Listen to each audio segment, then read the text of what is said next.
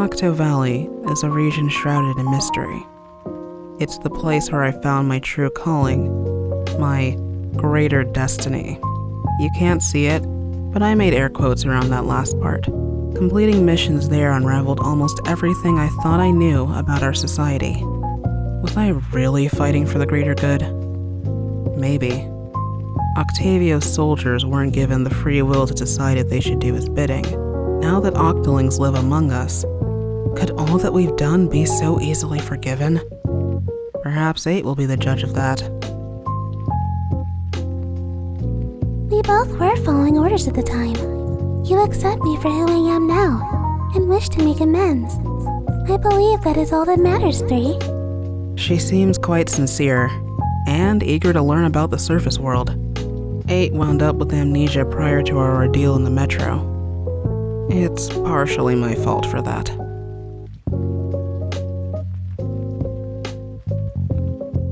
Her curiosity is limitless, so perhaps those old scrolls I found a while ago might be of interest to her. Truthfully, I like reading them every now and then.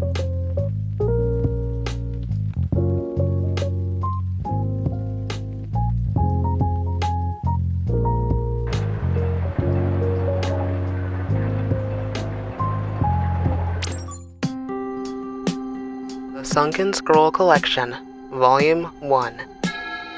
Let's begin.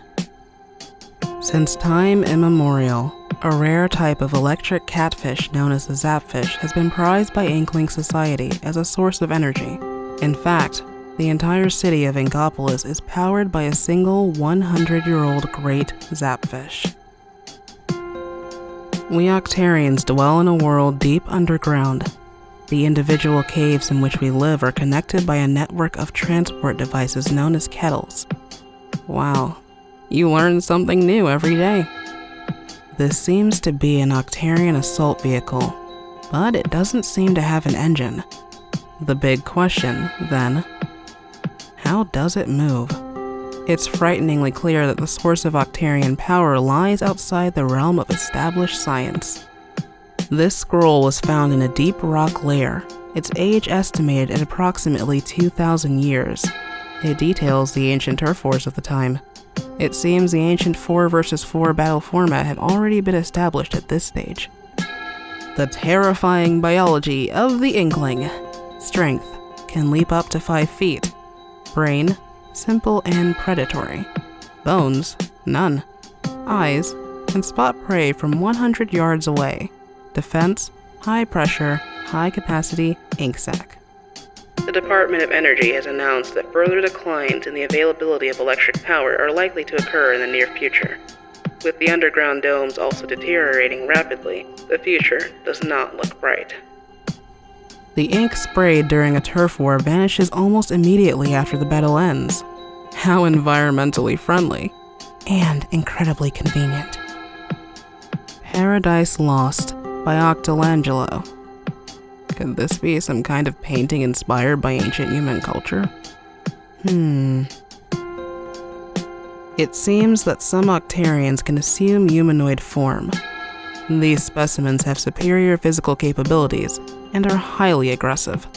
High-ranking individuals have kelp on their heads, but what motivates them, if anything at all? Oh, there's so much more to the story. With creatures of the surface driven to extinction by rising sea levels, the ancestors of Inklings were free to haul their 10-legged bodies up onto the abandoned land. This is how the mollusk era began. Twice a year, the Inkopolis Collection fashion show captures the hearts, minds, and wallets of the city's youth. Is there no room in these creatures' minds for anything but battle and fashion? The first battles of the Great War ended in victory for the Octarian forces. The diligent Octarians easily dominated the Inklings, who were unable to wake up early enough in the morning to defend themselves. A classic tale, oh so tragic. Heralded by loud explosions, the great octo-weapons quickly stormed the Inklings' central stronghold. Victory for the Octarians seemed all but certain, but due to a plug being carelessly pulled from its socket, their hopes were dashed. Lady Luck shone down on the Inklings, and historians today agree that the Inklings' victory over the Octarians was mostly due to their superior number of limbs. This is the only existing photograph of the legendary Squidbeak Splatoon. The young man folding his arms appears to be the leader. When the picture was taken, the Great Turf War had been raging on for over a year. Before the Great Turf War, there were amicable relations between the Inklings and the Octarians. They couldn't have dreamed that rising sea levels would force them to battle fiercely over the remaining territory. These two cousins from Calamari County won Inkopolis' first annual youth folk singing contest. Their remarkable voices earned them a standing ovation from all present and catapulted them into the spotlight. It's Black Friday every day at the Booyah Base Ultra Mega Hyper Sale. Every deal's a doorbuster. If you want to be the freshest squid in Inkopolis, you cannot miss this incredible shopportunity. Is the big fluffy one providing shelter for the little fishy one, or is the little fishy one manipulating the big fluffy one? We may never know. Squid Squad's new album, Fresh Kids, takes their trademark Quakeor sound to a whole new level. Critics call it an oral buffet of squidiosyncratic psychedelicacy, the perfect theme for any turf war. On sale now. What is this? It looks like the proprietor of that shoe shop.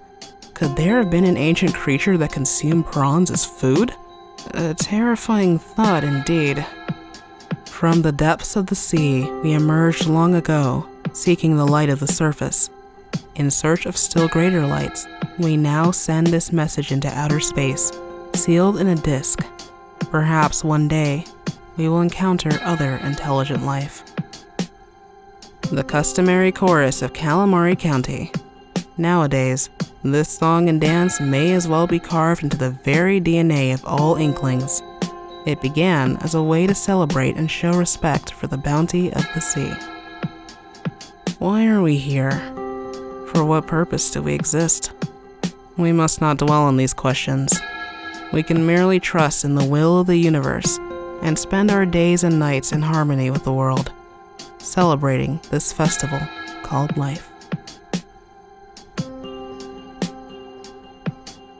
Though academic circles warn of rising sea levels, the policymakers pay them no heed. At this rate, human civilization may be lost beneath the tide. Will even this furry fellow be consumed by the raging ocean? A 12,000-year-old fossil of a creature with an odd internal skeleton. Its small skull indicates the creature was likely primitive, with little intelligence. This specimen appears to have been fossilized in the middle of some kind of ritual.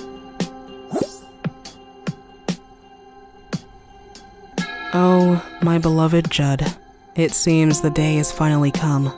This capsule is designed to remain cryogenically sealed for 10,000 years. Goodbye, my perfect little kitty cat. May your meows echo through the ages.